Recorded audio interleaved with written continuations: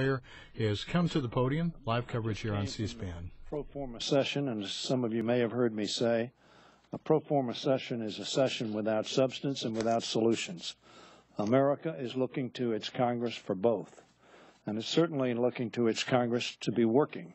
I said that everywhere I go, people ask me and urge me, and with hope in their voices, I hope you're working on that fiscal cliff. I hope you're getting the situation that we're not going over the fiscal cliff. Sadly, I have to tell them that we're not there. We're not here. We're not working.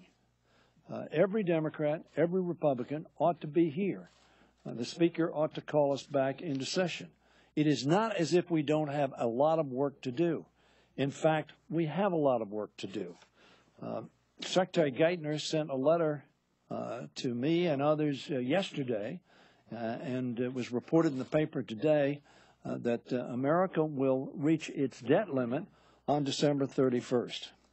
That needs to be dealt with so that we can maintain the creditworthiness of this nation, so that we can give confidence to our economy.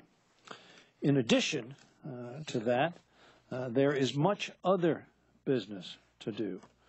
Over the past several weeks, Majority Leader Cantor has said that the House would do the work necessary to finish the items we need to get done by the end of the year. Now, I talked to Mr. Cantor today and urged him to have us come back. They're having a discussion about that, I think at 2:30, just shortly, on a Republican conference, on a call. I hope they conclude as we have concluded, and I speak for Leader Pelosi, myself, and all the Democratic leadership, that we must come back as soon as possible to work together, to reach compromises, to assure that we address the important legislation that is still pending in this Congress. A Congress which I believe has been the least productive, most confrontational, and least compromising Congress in which I've served, and I've been here since 1981. The Senate tomorrow will consider the Sandy supplemental legislation. I talked to Senator Reid this morning. Hopefully they will pass that either tomorrow or Saturday. Certainly the House of Representatives needs to address that supplemental to give relief to those that were savaged by Sandy in the worst storm that's hit the Northeast perhaps in history. The Violence Against Women Act passed the Senate overwhelmingly. That's something we could be working on today.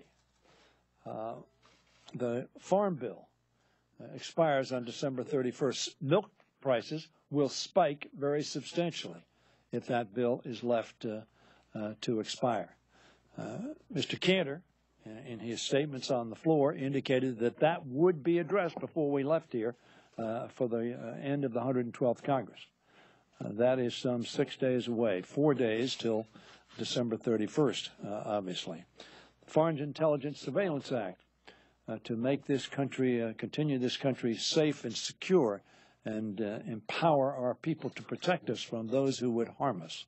That bill is being considered in the United States Senate today on the floor. The Senate is here working. The House is not. We had a pro forma session. As I said, a session without substance or solutions. Postal reform passed overwhelmingly 62-37 in a bipartisan fashion in the United States Senate.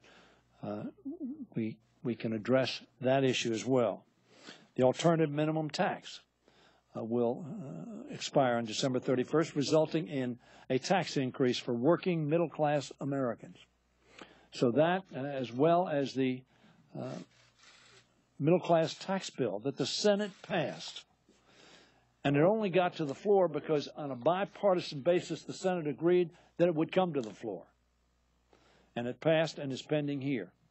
We could bring that bill to the floor today if members had been called back and we were here, if notice had been sent the day before Christmas. We could be considering that bill today and passing it so that every working American, and indeed every American, would know that their taxes would not increase on the first $200,000 if they were individuals, or $250,000 as families. No American, 100% Americans, would not get a tax increase on that income. We could be working on that and passing it today. On two separate occasions this month, Majority Leader Kennedy acknowledged the necessity of, as I said, completing the Farm Bill. I would hope that we could come back here and reach compromise, which has been so difficult to do. The last day of this session was a perfect example of my way or the highway. John Boehner had the temerity to suggest a little bit of a compromise, not much of one, and one he knew could not pass the United States Senate. Even that small step was rejected by his conference.